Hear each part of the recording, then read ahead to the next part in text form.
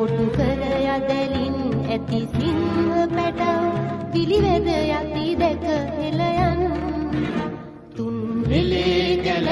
තුල සිංහ පැටව නැතහුන් රට අතර ගොසින් කොටු කර යදලින් ඇති සිංහ